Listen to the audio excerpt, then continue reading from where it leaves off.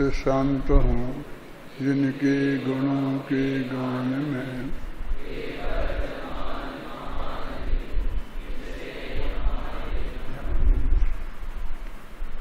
208 और 209 गाथा बोलो।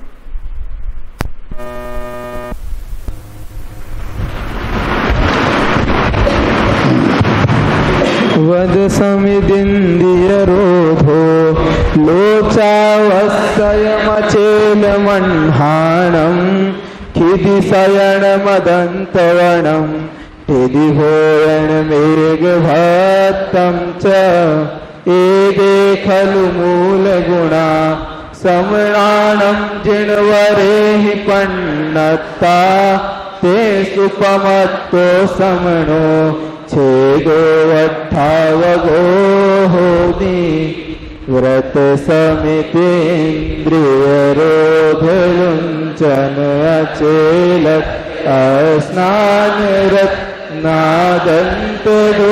वनशिति शयन खड़े हो भोजन कर दिन में करें एक बार ही ये मूल गुण जिनवर कहे इनमें रहे नितलीन जो छेदोपथापक श्रवण व।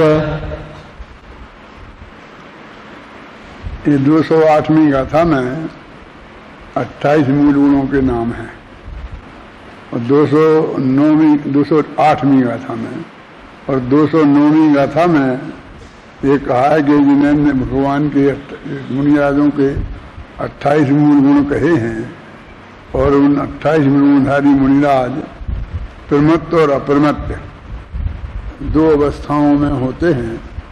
तो जब वे प्रमत्त अवस्था में आते हैं तो वो छेद की अवस्था है और जब वे अप्रमत्त में जाते हैं तो उत्थापन है। इसलिए छेदोपास्थापन उनके छेदोपासना चारित्र होता है। मानो हर अंतर्मुहूर्त में छठवें गुणस्थान में प्रमाद में आते हैं और हर अंतर्मुहूर्त के भीतर ही फिर वो अप्रमत्त दशा में चले जाते हैं। ये बात है।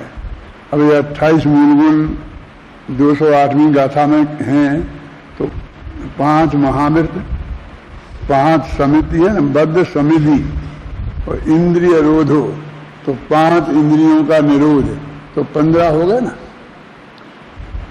फिर केश लोच है ना, केश लॉन्च। फिर आवश्यक तो 6 आवश्यक जो मुनियों के 6 आवश्यक होते हैं, समताधर बंधन करें नाना प्रति बनाए।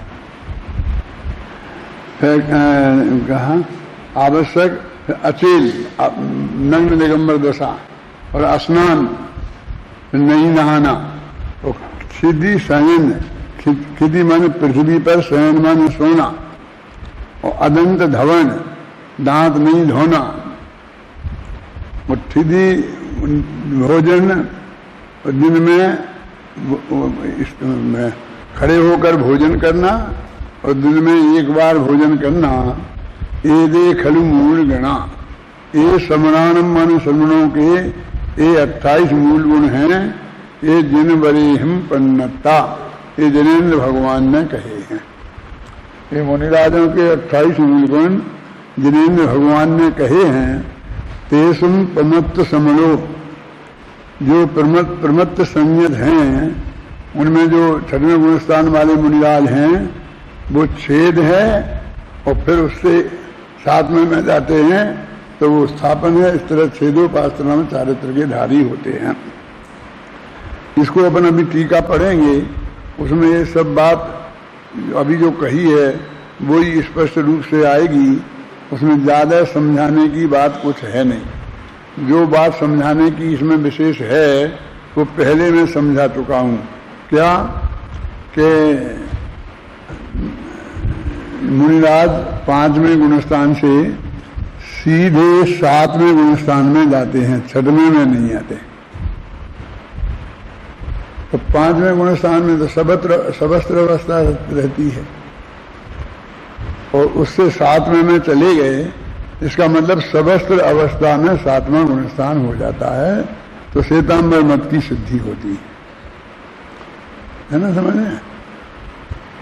तो होता क्या है कि वो जो 5वें गुणस्थान में होते हैं ना सबस्त्र अवस्था में, उस अवस्था में गुरु से दीक्षा लेना, ये 28 मूल गुण, 5 समिति वगैरह, 5 महावेद वगैरह समझना गहराई से और उसको विकल्पात्मक ज्ञान में स्वीकार करना, और वो दीक्षा दे रहे हैं तो उस दीक्षा को स्वीकार करना, अपने गुरु को योग्य नमस्कार आदि करना, ये सब बातें उसे सबस्त्र अवस्था में ही हो जाती हैं। फिर नग्न दिगंबर दशा भी वे वहीं ले लेते हैं, और भी गुणस्थान 5वां ही है, 5वां हो 4था हो जो भी हो, तो उस अवस्था में वो ले लेते हैं।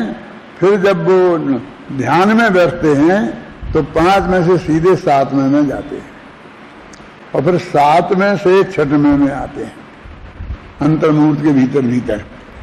तो वो जब 7वां तो उत्कृष्ट है, अप्रमत्त दशा है, तो 7वां जो अप्रमत्त दशा है तो उसमें से वो कहते उसका छेद हुआ, माने वो टूटी छूटी, अप्रमत्त दशा जो हुई वो टूटी, तो छेद हुआ तो प्रमत्त में आए, माने 6वें गुणस्थान में आए।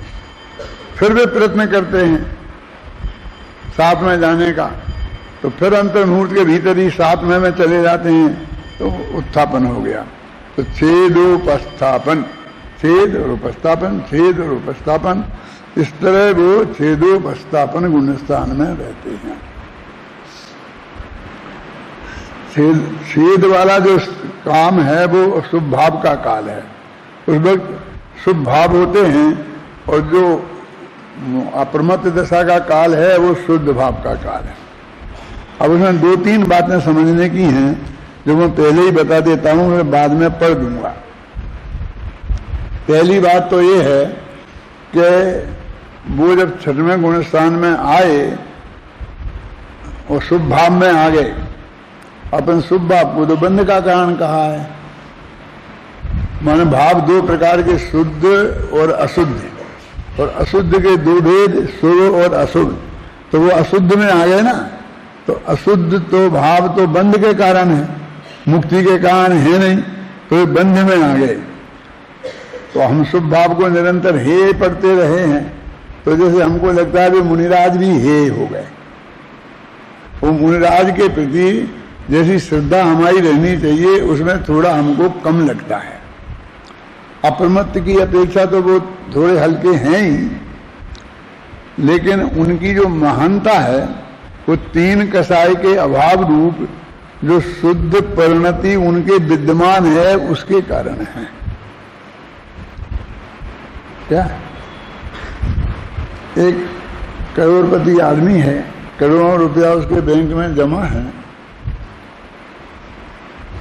और कमाई भी है, लेकिन ऐसा समय आया कि वो कमाई बंद हो गई। रेल में गए तो जेब कट गई, तो उस वक्त तो वो थोड़ी सी खराब स्थिति में है ना। लेकिन अभी जो करोड़ों की संपत्ति घर में है और बैंक में पड़ी है और जहां जहां लगी है इन्वेस्टमेंट में, वो तो अभी उसके है ना, तो वो जीरो नहीं हो गया। उसका बड़कपन समाज में उतना ही कायम रहता है उस घाटे के काल में भी। तो क्यों रहता है? तो घाटे की स्थिति के कारण नहीं, बल्कि जो उस समय है उसकी संपत्ति उसके पास विद्यमान है और वो पूरी तरह संपत्ति का मालिक है, सुरक्षित है, उसे कोई खतरा नहीं है, इस स्थिति के कारण है। तो जो 6वें 7वें गुणस्थान में आते जाते हुए मुनिराज हैं, वो दोनों ही के 3 कसाई के अभाव रूप जो शुद्ध परिणति है वो वास्तविक धर्म है और वो दोनों के समान है। ये बात है। अब उसी पर छेदोपस्थापना है, इसमें आता छेद उपस्थापना, वो सब प्रश्नोत्तर इसमें हैं, वो अपन अभी पढ़ेंगे। अब वे मुनिराज जब ऐसे भी हो सकते हैं कि कोई 5वें गुणस्थान वाले अंदर से 3 कसाय का अभाव नहीं हो पाया हो, कोई 4थे में हो, और कोई पहले वाले भी हो सकते हैं, गुणस्थान तो बढ़ेगा नहीं ना। तो पहले में गुणस्थान तो बता ही रहे हैं, पहले में है। तो पहले वाले तो द्रव्यलिंगी मिथ्या दृष्टि कहलाते हैं, और उनकी निंदा भी शास्त्रों में की है, लेकिन वो निंदा भी इसी लेवल तक है क्योंकि वो 90 विवेक तक चले जाते हैं। इतना स्वभाव बाहर की क्रिया वगैरह इतनी निर्दोष होती है कि किसी को ख्याल में ही नहीं आती है। तो एकदम चाहे जिसकी निंदा करते रहना अच्छी बात नहीं है। इन सब बातों के कारण किसी को सच्चा मुनि मान लेना भी सही नहीं है। ये बात व्यक्तिगत नहीं है क्या जैसा वो हरेक को, लेकिन हम किसी का अपमान तो क्यों करें, वो गलत भी है जैसा भी है, तो हम उससे उदास रह सकते हैं, हम उससे अपने को पृथक रख सकते हैं, लेकिन किसी निंदा के रास्ते में तो उतरना हमारा काम ही नहीं है। ख्याल में है ना। तो अब वो मुनिराज की जो स्थिति है वो अंत 6वें से 7वें, 7वें से 7वें हजारों बार ऐसा होता है, क्योंकि ना तो अंतर मुहूर्त से ज्यादा शुद्ध भाव में रह सकता है। शुद्ध भाव में अंतर मुहूर्त यदि टिक गया तो फिर केवल ज्ञान हो जाएगा, तो अनंत काल तक शुद्ध भाव में ही रहेगा। और यदि अशुद्ध भाव में चला गया तो फिर वो नीचे उतर जाएगा, मुनि दशा नहीं रहेगी, बाहर से नहीं कपड़े पहने नग्न दिगंबर दशा बनी रहे, वो अलग बात है। 28 मुंडनों का निर्दोष पालन भी करता रहे, लेकिन वो अंदर से तो गिर ही जाएगा। तो उसकी जो वास्तविक स्थिति है उसे हमें अच्छी तरीके से समझना चाहिए। अब इसमें कहेंगे फिर 2 चीजें स्पष्ट समझ लो, एक शुद्धोपयोग और शुद्ध परिणति, ये भावलिंग है। और नग्न दिगंबर दशा अन्य 28 मंडलों, अगर अकेली नग्न दिगंबर दशा नहीं, वो नग्नत्व तो 28 में एक है ना, लेकिन वो ऐसा नहीं नग्न तो हैं और नहा रहे, ऐसा नहीं। स्नान व्यर्थ अदंत धावन, मैंने 28 मूल गुणों का निर्दोष पालन मुनि की भूमिका में जितना लग सकता है उतना दोष भी लगे तो भी उसको निर्दोष कहते हैं। आप समझ रहे हैं ना। ऐसी स्थिति यदि उसके विद्यमान है वो सब द्रव्यलिंग है। अब वो द्रव्यलिंग और भावलिंग दोनों ही अनिवार्य है मुक्ति के मार्ग में, क्योंकि नग्न दिगंबर दशा हुए बिना भी तो कोई मोक्ष नहीं जा सकता ना, उन्हें केवल ज्ञान नहीं हो सकता ना। तो इसलिए निंदन तो कोई नहीं रहा। अभी अकेला भावलिंग तो होता नहीं है, जिसके भावलिंग होगा मैंने 6वां 7वां गुणस्थान और उससे ऊपर की दशा होगी तो वो बाहर से नग्न दिगंबर दशा का धारी 28 गुणों का पालने वाला होगा ही। इसलिए भावलिंगी तो नकली होते नहीं, अब द्रव्यलिंगी में हो सकते हैं। वो द्रव्यलिंगी वाले 5वें गुणस्थान वाले भी हो सकते हैं, 4थे वाले भी हो सकते हैं और पहले वाले भी हो सकते हैं। तो 5वें और 4थे वाले में तो सम्मा दर्शन कायम है ना, और वो जल्दी ही फिर अपने को संभाल कर ऊपर भी चढ़ जाएंगे और आपको पता ही नहीं चलेगा। 1-1 मिनट का अपन कैसे निर्णय करेंगे कि अभी 6वें में है कि 4थे में है कि 5वें में है। तो वो व्यवहार की, वो अंदर की निश्चय की बात है, वो व्यवहार में नहीं उतरती है। इसलिए व्यवहार को नमस्कार करना भी टोडरमल जी ने लिखा कि ये व्यवहार है, उनको उनकी विनय मर्यादा ये सब व्यवहार है, ये व्यवहार हमको पालना चाहिए। लेकिन यदि वो मिथ्यात्व में आ जाते हैं और मिथ्यात्व में आए मौन है और ध्यान में बैठे हैं, क्या करें, आप कैसे पता करेंगे? यदि वो एकदम बोलने लग जाएं, ऐसी क्रिया करने लग जाएं जो उन्हीं की भूमिका में होती ही नहीं है, और अनाप शनाप बोलने लग जाएं, तत्व के विरुद्ध बोलने लग जाएं, मेरा मतलब ये समझेंगे ना, तब तो आप समझते हैं। मैं उदाहरण भी कुछ नहीं दूंगा, तो वो किसी न किसी मुनिराज पर घटित होगा और मैं नहीं चाहता हूं कि वो घटित हो, समझिए ना।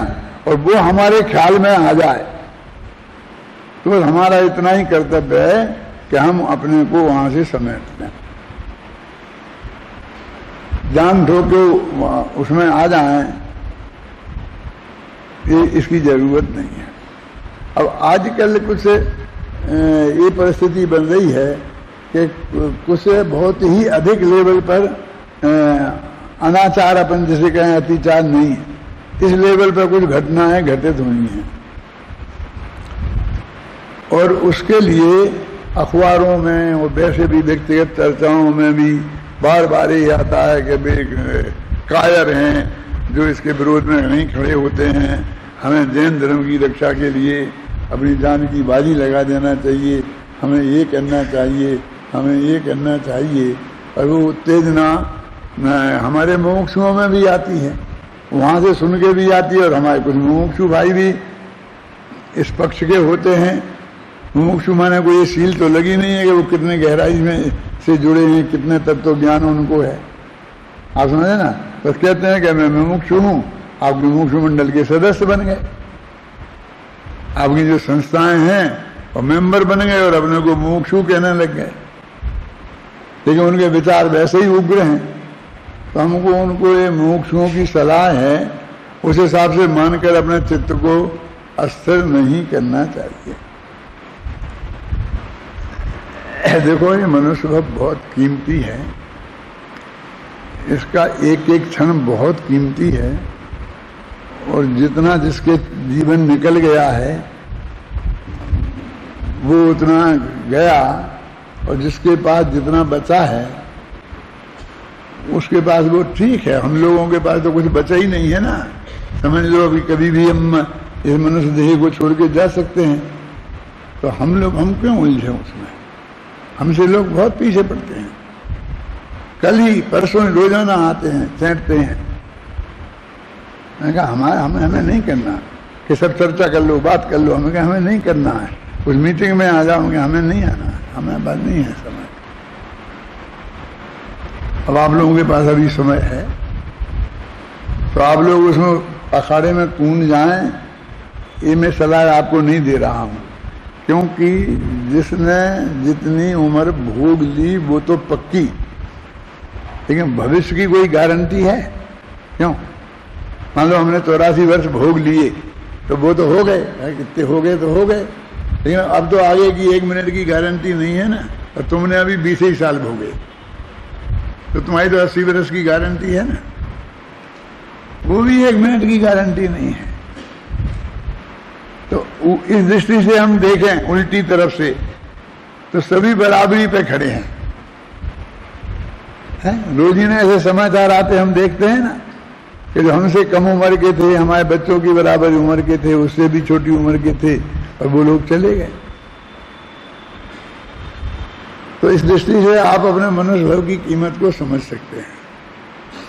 आत्मा के कल्याण के लिए जितना हमें तत्व समझना है वो तत्व में देवशास्त्र गुरु भी हैं, वे भी तत्व हैं। देव जो है वो मोक्ष तत्व है, गुरु है वो संभव निजरा तत्व है ना। तो वो तत्व भी, उनका स्वरूप भी हमें समझना तो है, उसके बिना तो हम सम्य दर्शन भी नहीं होगा। तो हम बहुत धर्म संकट में इस अर्थ में हैं कि हम उसकी चर्चा, उसका अध्ययन, मनन, चिंतन किए बिना रह नहीं सकते, लेखन किए बिना रह नहीं सकते, क्योंकि वो हमारी अनिवार्य आवश्यकता है।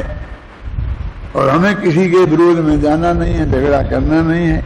पंडित टोडरमल जी की भाषा में कहें तो हम तो काहू से लड़े नहीं, है ना। और सुबह के प्रवचन में गुरुदेव क्या बोल रहे थे ना, क्या था वो, मैंने वो बात सुनी थी। गुरुदेव इस बात को कह रहे थे ना कि हमें कहीं नहीं उलझना है। अभी अभी मेरे दिमाग में आई थी, अभी मेरे निकल गई है, लेकिन आप लोगों ने तो सुनी है ना, आप लोग तो सब नोट करते हैं ना। फिर आपने जो फिर गुरुदेव के बारे में बताया तो वो मैंने नहीं सुना, क्योंकि मैं नहाने में चला गया था। लेकिन वो गुरुदेव का सुना था तो उसमें भी ये बात आई थी कि हमको उलझना नहीं है। लोग कहते हैं चर्चा कर लो, ये कर लो, तो गुरुदेव कहते थे कि चर्चा हम रोज ही ना करते हैं ना, ये चर्चा ही तो है। आपको सुनना है तो आगे सुनो। यहाँ प्रश्नोत्तर, तो कोई प्रश्न आपको पूछना हो एक आध तो हम पूछ लेना, हम जवाब दे देंगे, लेकिन हम आपसे बहस करने के लिए किसी कीमत पर तैयार नहीं है। हम प्रश्न उत्तर इसमें उतरने के लिए हम तैयार नहीं। आपको जो मानना हो मान लो कि हम समझते हैं कि नहीं समझते हैं। आपके कुछ मानने से हमारा कोई फर्क हमें पड़ने वाला नहीं है। क्या शायद मैं ही कह रहा था कि क्या होगा, एक रोज एक श्रोता कम हो जाएगा तो हमारा क्या नुकसान होगा? क्यों? तुमने उसे भड़काया हमारे विरुद्ध है, तो वो आपका मित्र था ना, और तब तो उसने आपकी बात मानी, तो आपने उसका भला किया क्या बुरा?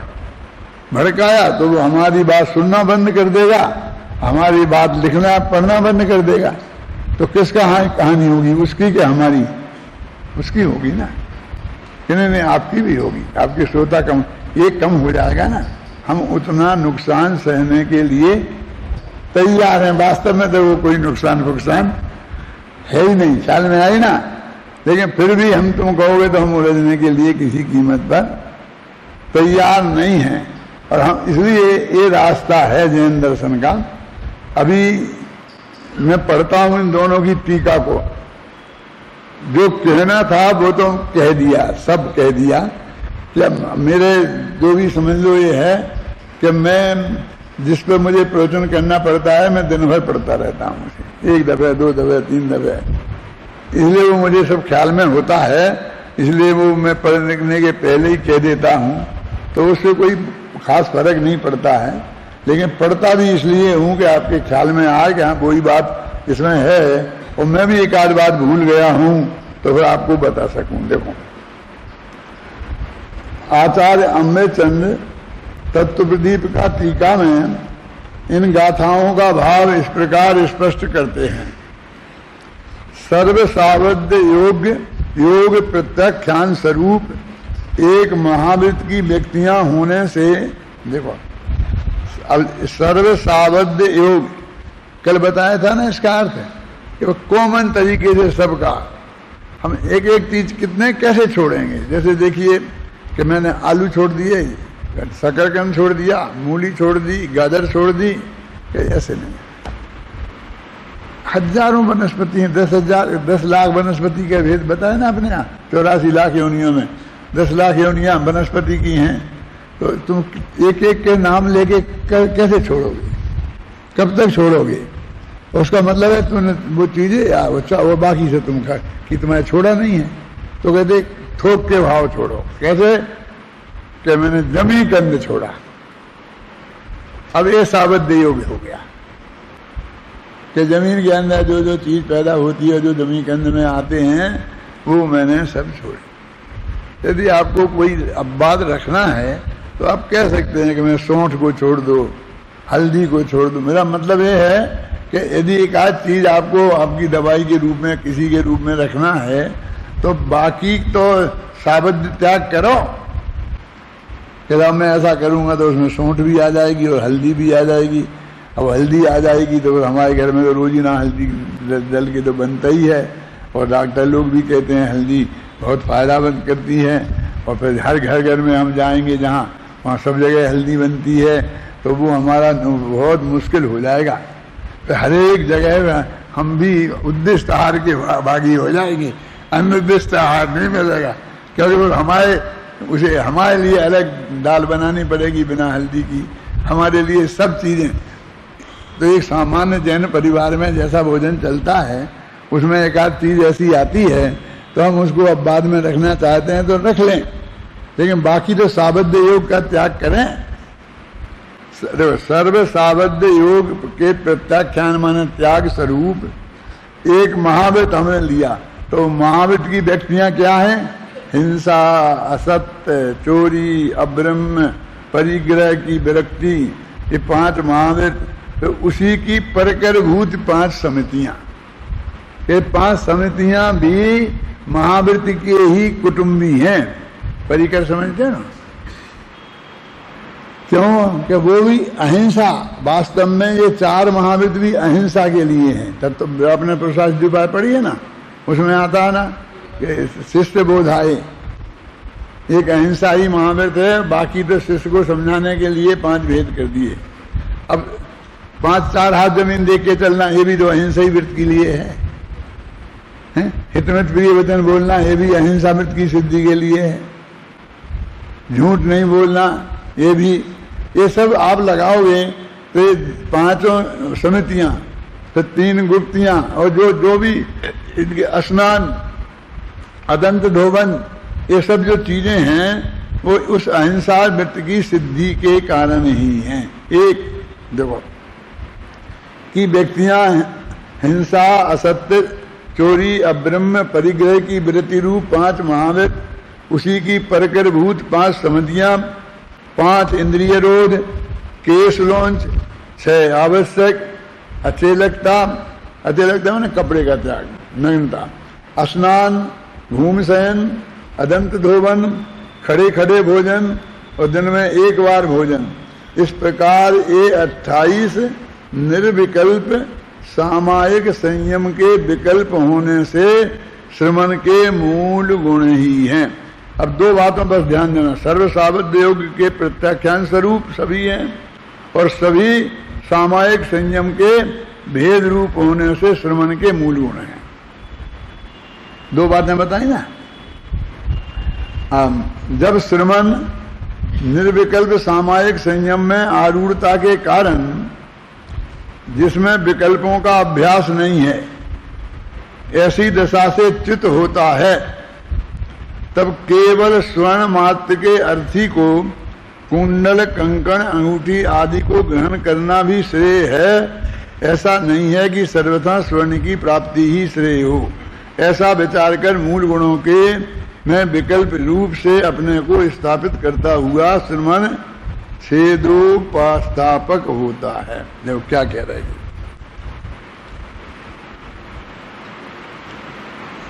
हमें सोना चाहिए है, 20 तोला सोना चाहिए, तो हम भाई आप कलश पे चढ़ाना है, 20 तोला सोना चाहिए, तो हम आपसे लोगों से सहयोग चाहते हैं, तो हम देंगे। सोना तो कोई नहीं देता है, कोई अंगूठी देता है, कोई अपना हार उतार के दे देता है, कोई कुंडल दे देता है, ये माताएं बहनें दे देती हैं कि नहीं, निकाल के। और आप लोग हो तो पहले तो पुरुष भी पहनते थे, और ये भी किसी न किसी रूप में दे देते हैं ना। प्योर सोना कौन देता है, सोने की डली कौन देता है? प्योर सोना जिसे हम कहते हैं, समझे ना, माने वो किसी ना किसी पर्याय में ही रहता है। वास्तव में तो जो गहने हैं ना, ये तो समझ में आ जाते हैं जल्दी, लेकिन हमने घर में सोने का बिस्कुट रखा तो वो भी तो किसी पर्याय के रूप में ही है ना, बिस्कुट के रूप में ही है ना। पहले तो मालूम क्या होता था कि ये वो बिस्कुट में ही कड़ी लगा करके गले में डाल देते थे। रुपया नगद आता था ऐसा 1 तोले का सोना का सिक्का, उसको ही कड़ी लगा के डाल देते थे, समझ गए ना। और ऐसा चांदी के आज बाजार में रुपया आता था चांदी का, तो चांदी के रुपए में वो कड़ी लगा करके और नोट ऐसे लगा करके गांव के किसान लोग उसकी माला पहन लेते थे। वो प्योर चांदी है, रुपया है, जब चाहे रुपये के रूप में काम ले लो, ख्याल में आई, और चांदी के रूप में। तो वो कहते हैं हम किसी ना किसी गहने के रूप में ही सोने को रखते हैं। क्या कहना चाहते हैं आचार्य, मैं अभी आपको बताऊंगा। तो ये सोने देखना कि नई उम्र की महिलाएं तो बिल्कुल नहीं पहनेंगी, उनके हाथ में तो मोबाइल होगा, ऐसी चीजें होंगी हैं। और पुरानी महिलाएं सब सोने से, गहनों से लदी हुई। लोगों को लगता है इतनी बुढ़ी अम्मा 80 बरस की है और ये इतनी शौक, ऐसा लगता ना अपन सबको कि इतना शौक इसको। लेकिन वास्तविक स्थिति ऐसी नहीं है। बेचारी वो महिलाएं बिना पढ़ी लिखी कुछ समझती नहीं हैं, बैंक में जा नहीं सकती हैं, लॉकर में रख नहीं सकती हैं, घर में भी कहीं रखती हैं तो चोरी हो जाने का बहुत डर है। तो कुछ ना कुछ सोना उनके हाथ में रहे ना। और चोर कोई बाहर के ही थोड़ी होते हैं, अपना बेटा भी चुरा ले जाता है, समझे ना। 10वीं बेटा होना तो नहीं, माँ के पास कुछ नहीं बचने देगा, मैं बहुत ऐसे बेटों के नाम जानता हूँ हैं कि जो माँ का चुरा चुरा करके ले जाते हैं, वो बेचारी माँ क्या करे, तो उसे छाती से लगा के रखती है, हैं? अपनी सुरक्षा के लिए रखती है। इस बात को मैं पहले जब मुझे महसूस कैसे हुआ कि हम मुरैना विद्यालय में पढ़ते थे, तो एक पंडित भैयालाल जी भजन सागर थे, एक दिन शायद प्रवचन में भी आया था, टीवी पे आया था। वो हमारे कोई रिश्तेदार में मामा भी लगते थे, तो वो बहुत भजन सारे देश में घूमते थे, भजन गाते थे, और उनका बहुत लोकप्रिय भजन सागर नाम था। तो वो हमारे मुरैना में भी आए, तो उनके बाजार में कार्यक्रम हुए, तो हम लोग भी सब उनके भजन सुनने का कार्यक्रम सुनने गए, और हमारे पास ही ठहरे थे वो, तो उनका नहाना धोना वो सब खाना पीना सब हम लोगों के जुम्मे था। तो वो बहुत एक जंजीर 10-15 तोला की होगी सोने की, अब आजकल तो तोलों मोलों में होती नहीं है, बहुत पतली पतली बन गई हैं, वो पहने थे और उसे संभाल के रखते थे। नहाने के गए तो उन्हें हमारे हाथ में दे दी कि बेटा इसे रखना, देखना मैं नहा के आता हूँ ले लूँगा। तो वो हमारा दिमाग ज़्यादा चला, क्योंकि हमारे हाथ में दे दी ना, तो हमें उसका वजन भी मालूम पड़ा। तो हमने कहा मामा जी एक बात पूछते हैं, आप 80 वर्ष के होने आ गए और आपको इतना शौक है ये पहनने का, अच्छा लगता है आपको? ये हमने उनसे प्रश्न किया जब हम 11-12 वर्ष के रहे होंगे बस। तो बोले बेटा तुम समझते नहीं हो। तो मैंने कहा इसीलिए तो पूछते हैं। बोले हम सारे देश में 12 महीना घूमते रहते हैं, घर में कहाँ रखें, तो बैंक नहीं थे पहले, लाकर माकर नहीं थे, जमीन में गाड़ के रखते थे हैं? तो कोई भी खोद के निकाल लेता था, घर वाले बच्चे ही निकाल लें, कोई भी समझ लेना, वो उसको हम कहाँ रखें इसे। और हमें घूम रहे, कहीं हमारी जेब कट गई, कहीं कुछ हो गया, तो लौट के घर कैसे आए। इसलिए हम कुछ ना कुछ थोड़ा सोने के रूप में, कोई अंगूठी के रूप में, इसके रूप में, ये गले में डालकर पैसा भी कुछ इस जेब में, कुछ इस जेब में, कुछ इधर, ऐसे अलग अलग रखते हैं कि एक जगह का कट जाए तो हम लौट के घर तो आ जाए, वहीं तो फंस के नहीं रह जाए। तब हमारी समझ में आया कि ये सब अकेला, ये सारे गहने अकेले शौक के लिए नहीं है, ये जितने लोग पहनने वाले हैं इसमें इसका दूसरा भी कोई उद्देश्य है। क्या वो बुढ़ी अम्मा के पास जो कुछ होता है उसके नाती पोते उसे बचने देंगे उसके पास से कुछ? यदि वो इन गहनों के रूप में नहीं रखें तो वे सब ले ही जाते हैं। इसलिए बेचारी वो बुढ़ी अम्मा रखती हैं और हम उसे शौकीन समझते हैं कि हमें तो बहुत शौक है, बहुत शौक है, बहुत शौक है। अब आजकल तो जी बाजार में निकलना ही मुश्किल हो गया, तोड़ लेते हैं ना, ये सब उतार के जाने जाते। नकली गहनों का कितना व्यापार हो गया है, क्यों? इन चोरों की वजह से ही हैं।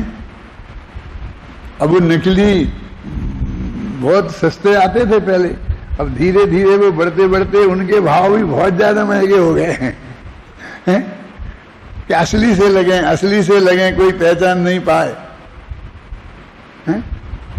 अमेरिकन डायमंड नाम के से कई आते हैं हीरे, अमेरिकन डायमंड। अपन समझते हैं अमेरिकन डायमंड होंगे तो हिंदुस्तान के डायमंड से भी बहुत बढ़िया होंगे लेकिन अमेरिकन डायमंड में नकली कांच के टुकड़े हैं और उनके बड़े बड़े स्टोर खुल गए। आप चेन्नई में जाओ तो सैकड़ों दुकानें मिलेंगी आपको। ये जो सब लोग बटन लगाए देख फिरते हैं, आपको हीरे के बटन दिखते हैं ना, ये सब वो नकली हैं जो वहां पे चेन्नई में से ले के आए, असली नहीं है। इसमें तुम्हें बदनाम नहीं कर रहा हूं, तुम्हारी सुरक्षा कर रहा हूं। कोई नकली असली समझ करके चुराए तो उसे कोई फायदा होने वाला नहीं है, हैं? ये नकली है सब। अब ये धंधा हो गया। मैं कहता मुझे तो नहीं चाहिए भैया, मुझे तो ये अच्छे हैं ये प्लास्टिक के। क्या? क्योंकि मैं तो कपड़े पहना नहीं रह सकता हूँ, घर में बैठता हूँ तो कुर्ता उतार देता हूँ। तुम लोग तो पहने रह जाओ ना, ये वो शर्ट वगैरह, और मैं इधर टांग देता हूँ तो बटन खोलूँ उसमें से, मेरे बस की नहीं है कि बटन खोल के जेब में रखूँ और फिर कुर्ते को वहाँ टांगूँ। तो तुम्हारे हीरे के बटन मुझे नहीं चाहिए, तुम्हारे सोने के बटन मुझे नहीं चाहिए, चांदी के बटन मुझे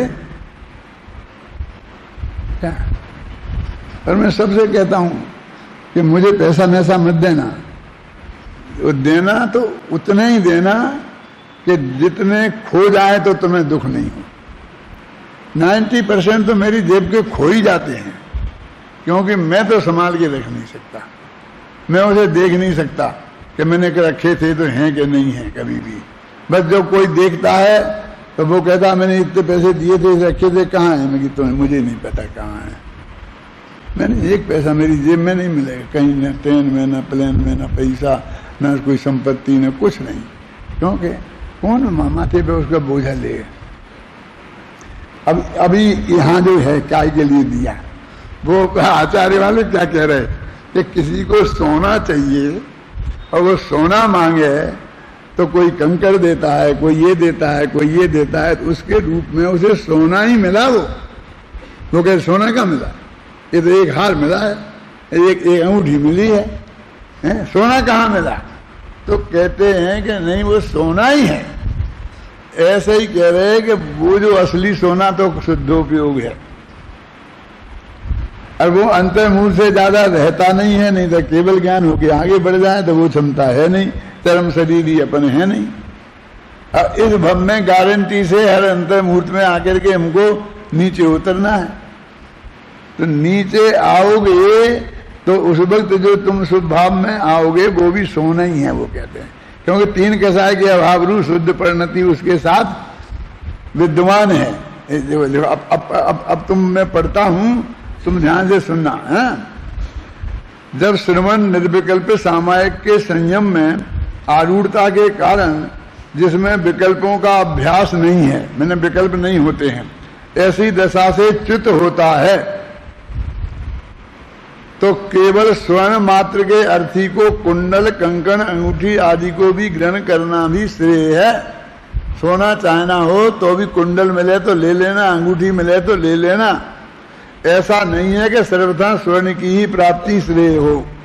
ऐसा विचार कर मूल गणों में विकल्प रूप से अपने को स्थापित करता हुआ श्रवण छेदोपस्थापक होता है। माने वो मुनि आकर के प्रथमत अवस्था में आया है, वहाँ 28 मूल गुण, 5 समिति, 5 महाव्रत, 3 वो आए हैं ना, जो उनको भी तुम संयम ही समझना, ये कह रहे हैं, मुनि ही समझना। अब वो मुनि मिट गया 1 मिनट में, बाहर आया शुद्धोपयोग के तो मुनि मिट गया, शुद्धोपयोग में गया तो मुनि है, ऐसे बार बार नहीं करना। ऐसा नहीं कि अब तो मेरा गुणस्थान गिर गया तो लाओ जल्दी फटाफट कपड़ा पहन लूँ, हैं, और फिर मेरा गुणस्थान बढ़ गया तो फटाफट फेंक दूँ। ऐसा तमाशा नहीं होगा। कपड़े तो एक दफे खोल दिए तो खोल दिए, अब द्रव्यलिंग आ गया, अब तुम्हारे परिणाम गिरे तो दौड़ के कपड़ा पहनने की बजाय परिणामों को सुधारने में उपयोग लगा। समझ में आया कि नहीं आया? और ऐसे हम क्या करें उसके लिए? उसके तो जैसा होगा तो उसका वो निपटेगा। कहते तुम्हें भी जब तक उनकी निर्दोष 28 मूल गुणादिक का पालन होता है तब तक तुम्हें कोई विकल्प करने का जरूरत नहीं है। उसके अंदर के परिणामों का जो भी न्याय है वो उसके साथ होगा। कर्म तो तुमसे ज्यादा समझदार हैं तो जड़, फिर उसी के हिसाब से बनेंगे, नहीं बनेंगे, निर्धारित होगा। वहां कोई गड़बड़ होने वाली नहीं है। ये गड़बड़ तो समझदार लोग करते हैं हम सामने वाले कर सकते हैं। कर्म की तो जो प्रक्रिया है बंधने वगैरह की, जिसका करुणान योग में वर्णन है, वो ऐसा ही होगा। हो गया।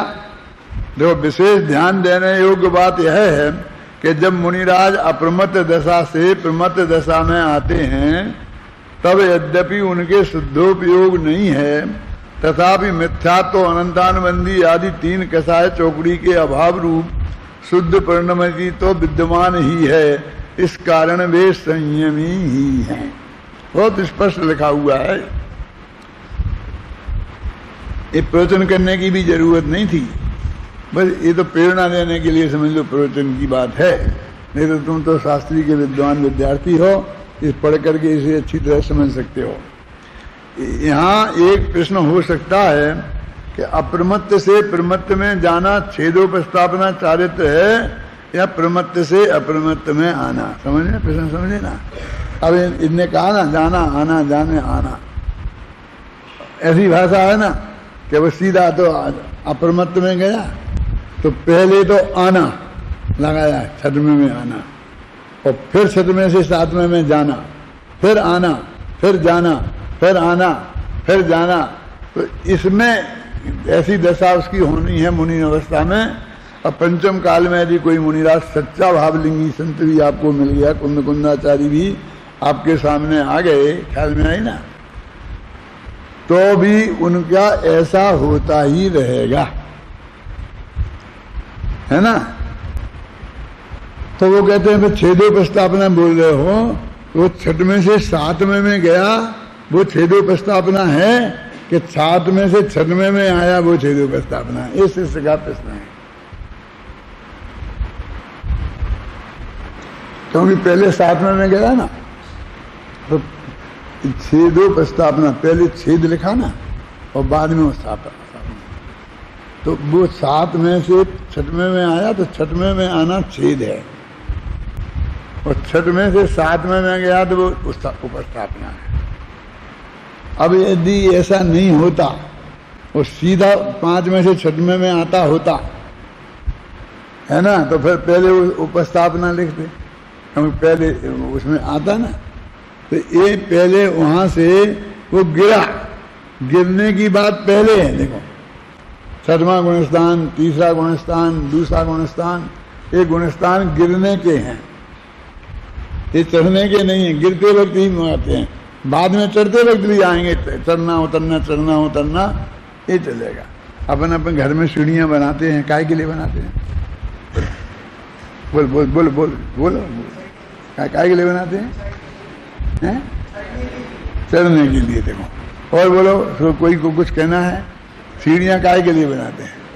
चढ़ने के लिए ही बनाते हैं ना, तो उतरोगे तो नहीं उन पैसे कि चढ़ने उतरने के लिए। समझ गया? सीढ़ियां किस काम आती हैं? चढ़ना उतरना के लिए।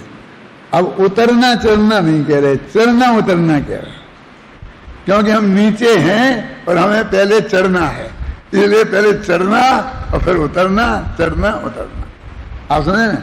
अब छठवें नहीं, यहाँ पहले उतरना है, सातवें से छठवें में आना, समझ गए ना, और फिर चढ़ना है, इसलिए पहले छेद है फिर उपस्थापन है। समझ आ गया? ठीक है ना? देखो इसका उत्तर यह है कि छेदोपस्थापना चारित्र के छठवें गुणस्थान से नौवें गुणस्थान तक होता है, 6 से 9। अतः इसमें दोनों ही स्थितियां आ जाती हैं, चढ़ना उतरना, चढ़ना उतरना, ये दोनों छेदोपस्थापना, क्यों छठवें से लेकर 9वें गुणस्थान तक ये चारित्र होता है।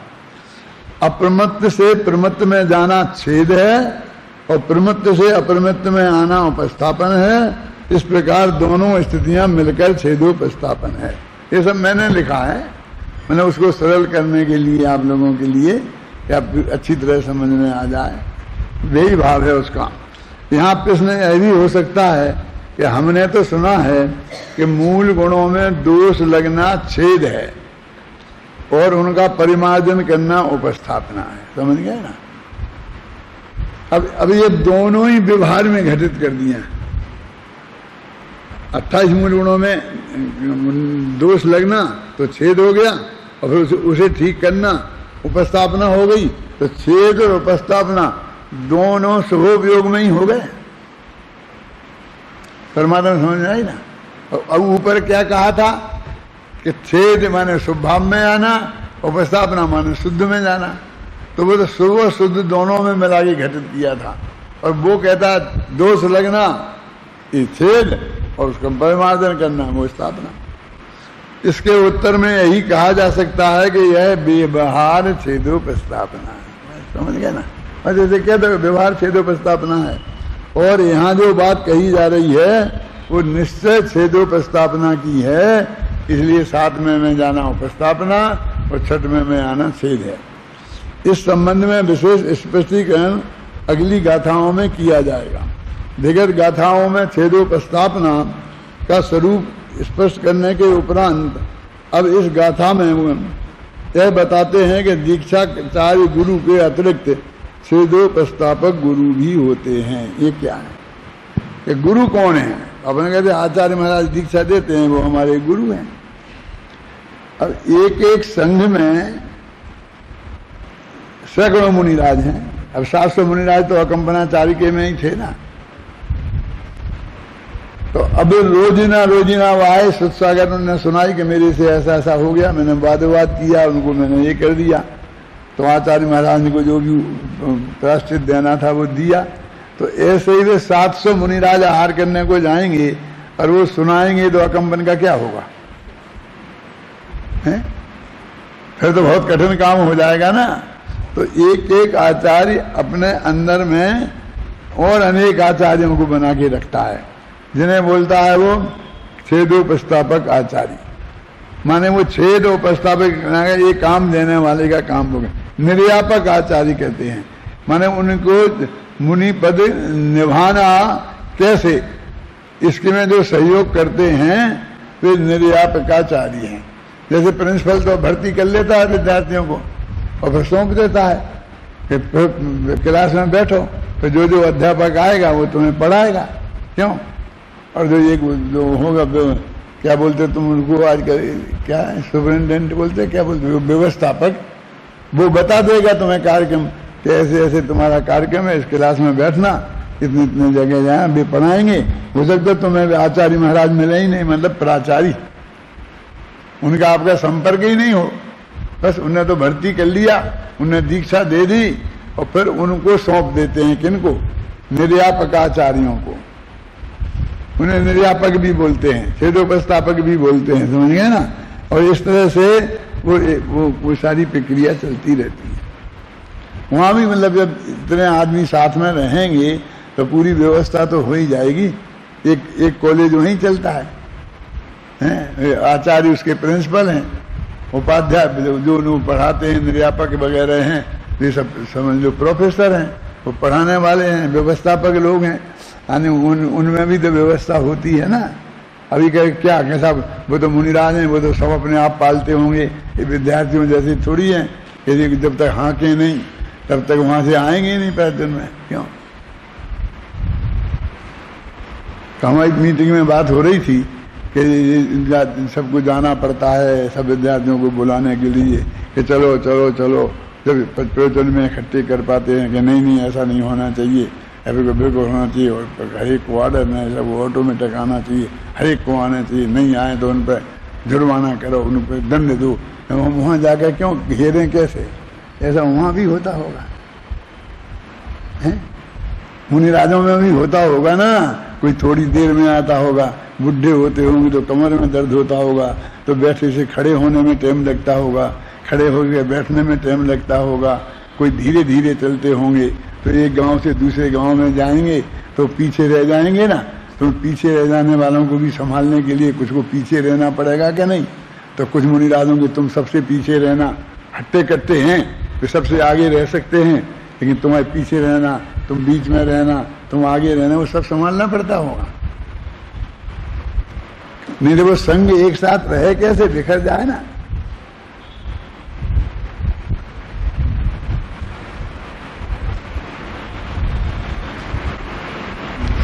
यहाँ पर विद्यासागर जी महाराज आए थे।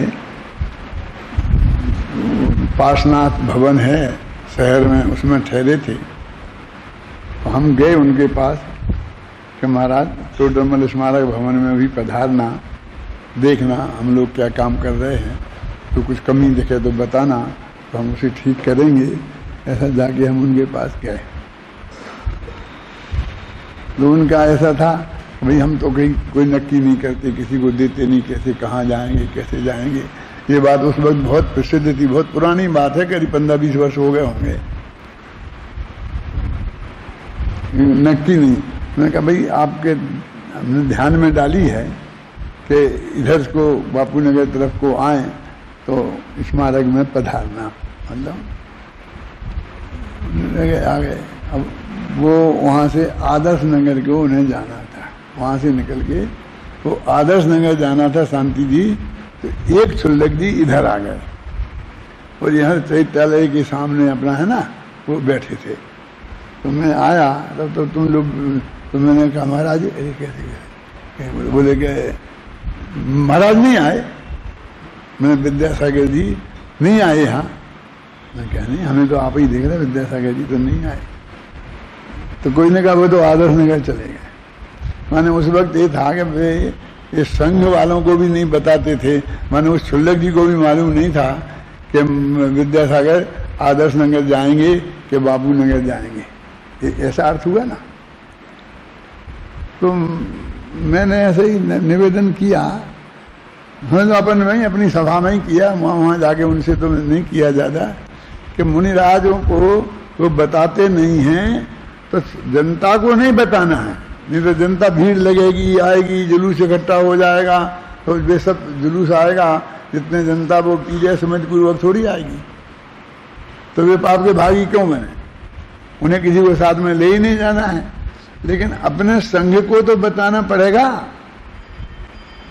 अकंपनाचारी ने बताया था ना कि वे राजा के मंत्री वगैरह आएंगे तो बोलना नहीं, नहीं तो संघ बिखर जाएगा ना। अब देखो एक जे आए बापू नगर और वे उधर चले गए, अब ये वहां से वहां जाएंगे तो उनको संघ को तो दिक्कत हो गई ना। तो मैंने कहा संघ को बताना चाहिए और जनता में नहीं बताना चाहिए। वस्तु स्थिति तो यह है, तो या तो संघ को भी नहीं बताएं और या जनता को बता दें।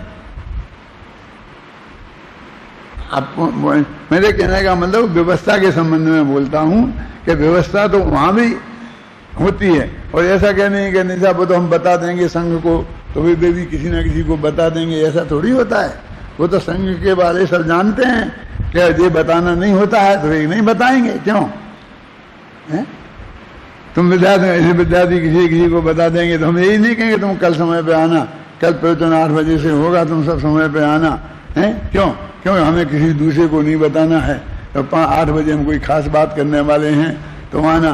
तो विद्यार्थियों को भी नहीं बताना क्या? जिन्हें बुलाना है उन्हें तो बताना पड़ेगा ना। जिस संघ को समेट के रखना है तो संघ को तो बताना पड़ेगा क्या नहीं बताना पड़ेगा है? वो सब परिस्थिति होना चाहिए ना कि उसमें कितना कितना ये आता है।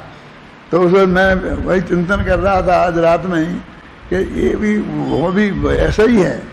मतलब बड़े संघ का आचार्य बन जाना ये ऐसा ही है। अभी हम मान लो तो थोड़े ज़्यादा फ्री हो गए, शांति जी पे छोड़ दिया, परमात्मा पे छोड़ दिया, जो भी देखने वाले उन पे छोड़ दिया, तो थोड़े फ्री हो गए।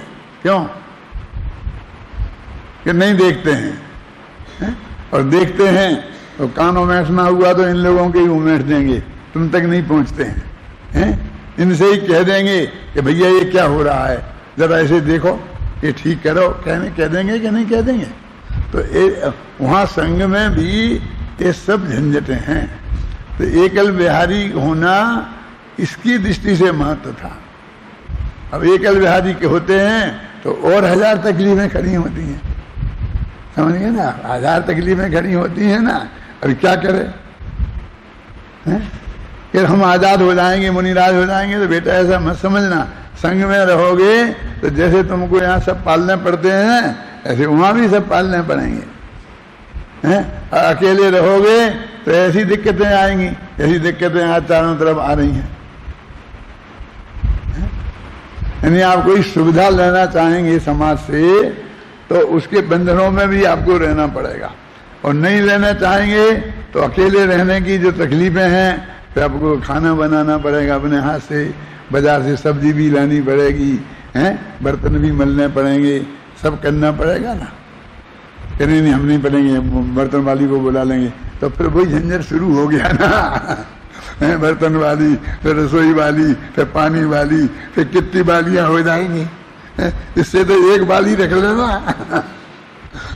तो ये सब बालियों से बच जाओगे, नहीं तो न मालूम कहाँ फंसोगे। यानी इस जगत का स्वरूप जब तक है तब तक ऐसा ही रहने वाला है। मैं सोचता रहता हूँ ना भाई कैसे ये व्यवस्था कैसे जमे। आखिर क्या प्रैक्टिकल तो हमें सोचना चाहिए ना। हम किसी की आलोचना करना बहुत आसान है, लेकिन प्रैक्टिकल तो हमें सोचना पड़ेगा ना।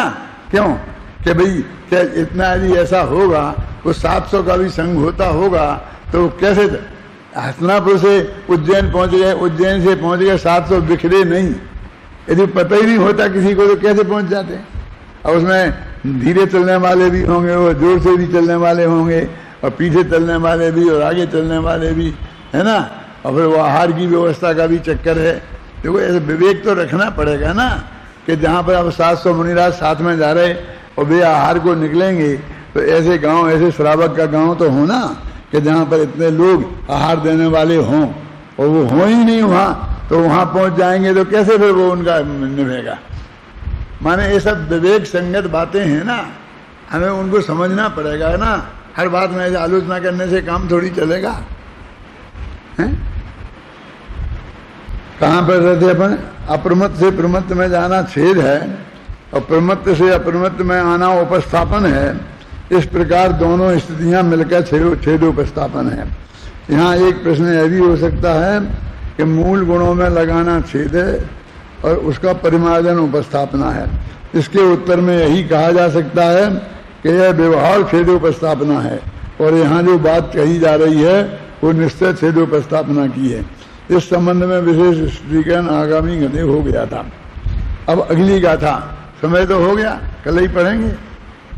आज गाथा तो पढ़ लो, प्रयत्न नहीं करेंगे। चलो। लिंग गहणे ते सिंह गुरुति पौवज्जदाय गो होरी छेदे सुवट्टवगा से सारणी जावगा समणा दीक्षा गुरु जो दे प्रव्रजा दो भेद युक्त जो छेद है छेदोपस्थापक शेष गुरु ही कहे हैं निर्यापका। सीधा सरल अर्थ है, इसमें तो कुछ है नहीं कि जो दीक्षा देते हैं वे आचार्य हैं।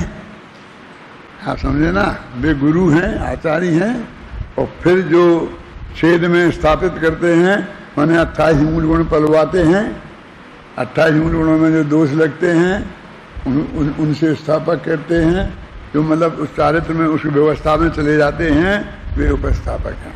आप समझे ना। ऐसे बताया था, प्रिंसिपल साहब ने भर्ती कर लिया तो वे तो मूल आचार्य गुरु हो गए आपके। और फिर बाद में कौन कौन है, कौन कौन क्या पढ़ाएगा, कैसे रहेगा, सुबह कौन जगाएगा, शाम को कैसे आएगा, ये सारी दिनचर्या का कंट्रोल कौन करेगा, उसके अलग अलग होंगे ना। ऐसे असंघों में भी होते हैं, तो वे छेदोपस्थापक निर्यापक कहलाते हैं। ख्याल में आई ना। अब बाकी मूल में दीक्षा देने वाले तो एक आचार्य होते हैं, और उनके अंतर्गत छेदोपस्थापक आचार्य, निर्यापक आचार्य भी होते हैं।